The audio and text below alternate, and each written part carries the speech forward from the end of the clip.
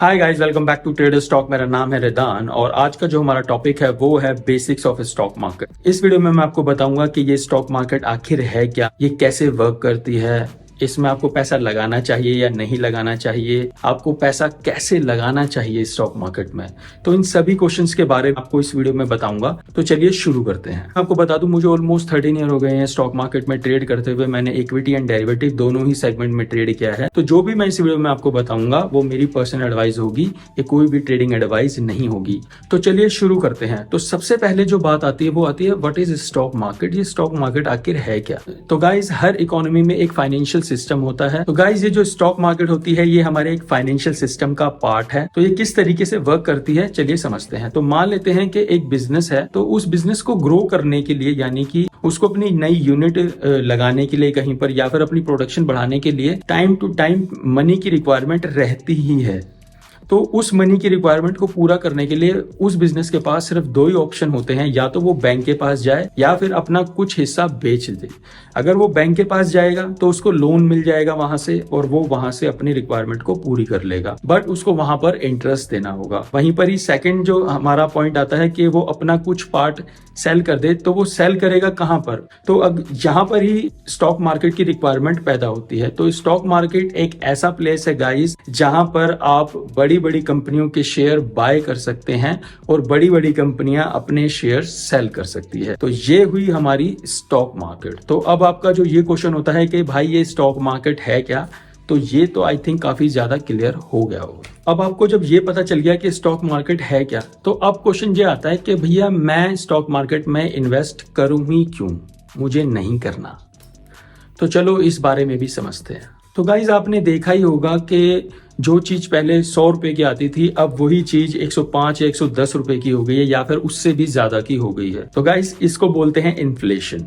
तो inflation year by year, साल दर साल बढ़ती रहती है। तो सबसे पहला जो मेन पॉइंट आता है वो यही आता है कि इन्फ्लेशन से हम बच जाते हैं। मान लेते हैं आपको एक साल बाद एक फोन लेना है जिसकी कीमत है 1 लाख रुपए, बट और आपके पास अभी 1 लाख रुपए भी हैं। तो पर आप क्या सोचते हैं, आप सोचते हैं क्यों ना मैं ऐसा करूं कि मैं अपने ये 1 लाख रुपए अपने बैंक में डिपॉजिट करा दूं, और 1 साल इनसे मुझे जो इंटरेस्ट मिलेगा वो मैं अपने पास रख लूंगा, और 1 साल बाद मैं इस फोन को ले लूंगा। यहाँ पर जो आपका जो एनिमी है वो है इन्फ्लेशन। मान लेते हैं कि इन्फ्लेशन है 10%, तो 1 साल बाद उस फोन की वैल्यू हो जाएगी 1,10,000 रुपए। और जहां पर आप ये सोच रहे थे कि मैं 7,000 रुपए का इंटरेस्ट मैं कमा लूंगा और फिर मैं 1 लाख रुपए का फोन ले लूंगा, तो ऐसा आप नहीं कर पाएंगे, क्योंकि जो इन्फ्लेशन है वो 10% है और यहाँ पर आपको 3% का लॉस लग जाएगा। यानी कि आपको 3,000 रुपए एक्स्ट्रा अपनी पॉकेट से अलग से देने पड़ेंगे उस फोन को बाय करने के लिए। तो इस तरीके से इन्फ्लेशन वर्क करती है, आपकी बाइंग पावर को ये बहुत ही ज्यादा कमजोर कर देती है। तो इसको बीट करने के लिए ही आपको स्टॉक मार्केट में इन्वेस्ट करना जरूरी है, ना कि अपनी एफडीज में। अब सेकंड पॉइंट भी मेरा इसी में ही है कि आपको स्टॉक मार्केट में इन्वेस्ट क्यों करना चाहिए। क्योंकि अगर आपने बैंक में एफडी कराई, तो वो जो अपने बैंक में एफडी कराई, तो बैंक के पास वो पैसा चला गया। बैंक ने क्या करा उस पैसे का, बैंक ने उस पैसे को अपने बिजनेस में लगाया, यानी कि लोन प्रोवाइड किया। किसको प्रोवाइड किया, किसी बिजनेस को प्रोवाइड किया, और वो बिजनेस उससे ज्यादा ही कमा रहा होगा, तभी वो उस लोन को और उस इंटरेस्ट को पे कर पाएगा। तो वो बिजनेस जिसने लोन लिया है वो उसका रिटर्न उससे तो ज्यादा ही होगा जितने का उसने लोन लिया है, तभी वो उसको रिकवर कर पाएगा। तो यहाँ पर क्या होगा कि पहले बैंक ने जो पैसा बिजनेस में लगाया था, बिजनेस से वो पैसा कमाएगा और फिर आपको कुछ इंटरेस्ट प्रोवाइड करेगा। तो मान लेते हैं कि बैंक आपको दे रहा है 7%, तो मे बी बैंक उस अदर बिजनेस से चार्ज करेगा 15%, यानी कि दुगना। तो तब जाके बैंक को भी 7% बचेगा और आपको भी 7% बचेगा। और तीसरी साइड देखो इसकी कि उस बिजनेस का, तो मान लेते हैं कि उस बिजनेस का रिटर्न हो 30%, तो उस बिजनेस ने क्या करा कि 15% वहां दे दिया, तो उस बिजनेस को बचा 15% और फिर उसने हमें 15%। तो अगर आप डायरेक्टली उस बिजनेस में ही पैसा लगाते तो आपको पूरा 30% मिलता। तो यही एक मेन रीजन है कि आप डायरेक्टली 30% कमाओ ना, आप क्यों बीच में बैंक में पैसा जमा करा रहे हो और बैंक को ये अपॉर्चुनिटी क्रिएट करा रहे हो। आप ये काम खुद भी कर सकते हो, ये आजकल बहुत ही इजीली अवेलेबल है। बट इसमें मैं आपको ये भी बोलूंगा गाइस कि कुछ पैसा एफडी में रखना अच्छा रहता है, सारा पैसा एफडी में रखना अच्छा नहीं रहता है।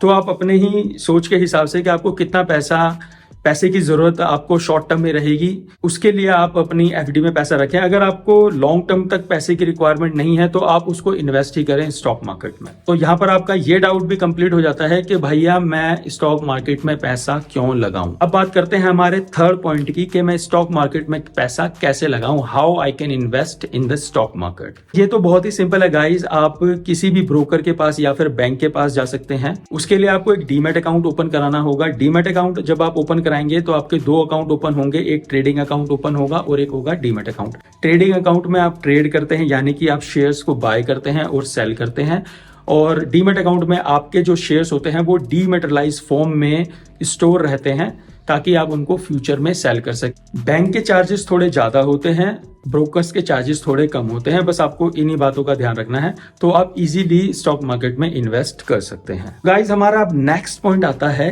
कि चलो मैं समझ गया हूं कि मेरे को स्टॉक मार्केट में पैसा क्यों लगाना चाहिए, मैं ये भी समझ गया कि स्टॉक मार्केट होती क्या है, बट मैं शेयर कैसे चूज करूं स्टॉक इन्वेस्ट करने के लिए। तो चलिए इस बारे में भी बात करते हैं। तो गाइस इसमें तो मैं आपको यही बोलूंगा कि आपको कुछ नहीं करना ज्यादा, आप जो भी सर्विसेज यूज करते हैं, जो भी प्रोडक्ट यूज करते हैं, आप उसी कंपनी के शेयर में इन्वेस्ट करें।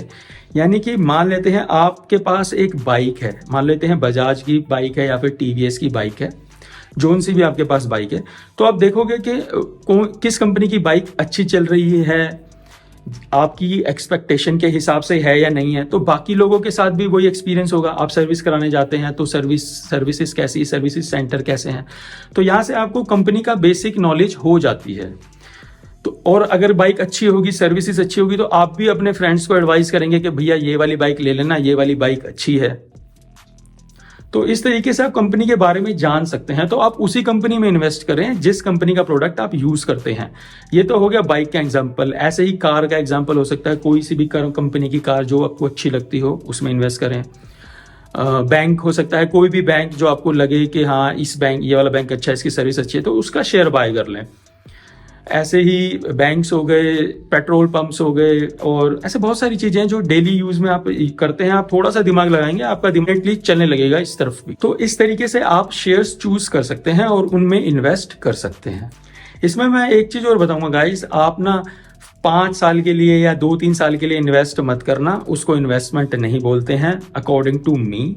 बुक्स में चाहे कुछ भी लिखा हो या फिर लोग चाहे आपको कुछ भी कहें, कम से कम आपको 10, 15 या 20 साल के लिए इन्वेस्ट करना है, तभी आपको एक अच्छा खासा प्रॉफिट, आपकी वेल्थ क्रिएट होगी। अगर आपको वेल्थ क्रिएट करनी है तभी आप स्टॉक मार्केट में इन्वेस्ट करें, अदरवाइज आप अपना नॉर्मल बैंक अकाउंट में पैसा जमा कराएं। और क्योंकि आपको शॉर्ट टर्म में पैसे की जरूरत पड़ने वाली है तो कोई सेंस नहीं बनता आपको कि आप स्टॉक मार्केट में इन्वेस्ट करें। मैं तो आपको यही बोलूंगा, बाकी आपकी पर्सनल चॉइस है। नहीं, शेयर तो चूज कर लिया, बट आपको ये कैसे पता चले कि अब मुझे इस शेयर में से निकल जाना चाहिए। तो उसका भी बेसिक एग्जांपल यही है कि अगर आप उस प्रोडक्ट को यूज कर रहे हैं और आपको लगे कि अब क्वालिटी उतनी अच्छी नहीं आ रही है या फिर सर्विसेज उतनी अच्छी नहीं दे रहा है, तो उस प्रोडक्ट में से, उस शेयर में से आप एग्जिट कर ले, क्योंकि आने वाले टाइम में उसका बुरा हाल होने वाला है। क्योंकि आपको पता चल ही चुका है, क्योंकि आप खुद ही यूज कर रहे हैं। अब आप खुद ही सेटिस्फाइड नहीं है तो बाकी लोग भी सेटिस्फाइड नहीं होंगे। तो इस तरीके से आप एंट्री भी कर सकते हैं अगर आपको कोई प्रोडक्ट अच्छा लगे, और इसी तरीके से आप एग्जिट भी कर सकते हैं स्टॉक मार्केट में से या फिर शेयर में से जिसमें आप इन्वेस्ट कर रहे हो। तो इस तरीके से आप एंट्री और एग्जिट ले सकते हैं। अब बात आती है कितना पैसा इन्वेस्ट करें स्टॉक मार्केट में। गाइस इसके अंदर भी थोड़ा सा कॉमन सेंस लगाने वाली बात है कि अगर आपको शॉर्ट टर्म में पैसे की रिक्वायरमेंट है तो उसको तो आप स्टॉक मार्केट में ना ही लगाएं, क्योंकि स्टॉक मार्केट में शॉर्ट टर्म में कोई ज्यादा रिटर्न आते नहीं है। अगर आ जाए तो आपकी किस्मत है, ना आए तो आपकी किस्मत है। इसलिए जब भी पैसा लगाएं वो लॉन्ग टर्म के लिए लगाएं, और स्टार्टिंग में मंथली पैसा इन्वेस्ट करना शुरू करें। जितना भी आप कमाते हैं उसका 5% या 10% आप लगाना शुरू करें, और ऐसा ही पैसा लगाएं जिसकी आपको लॉन्ग टर्म में जरूरत हो, ना कि शॉर्ट। और अपना एक गोल सेट करें कि आपको कितना पैसा उस गोल को कंप्लीट करने के लिए चाहिए होगा, तो उसी हिसाब से आप अपना पैसा स्टॉक मार्केट में इन्वेस्ट करना शुरू करें। हमेशा लॉन्ग टर्म ही जाएं, शॉर्ट टर्म के लिए ना जाएं। तो गाइस ये तो था मेरी तरफ से बेसिक्स ऑफ स्टॉक मार्केट। अगर ये वीडियो आपको अच्छा लगा हो तो प्लीज इस वीडियो को लाइक करें, मेरे चैनल को भी सब्सक्राइब करें, और इस वीडियो को ज्यादा से ज्यादा लोगों के साथ शेयर करें ताकि सबको थोड़ी बहुत नॉलेज हो सके। तो मिलते हैं आपसे नेक्स्ट वीडियो में। Thank you so much.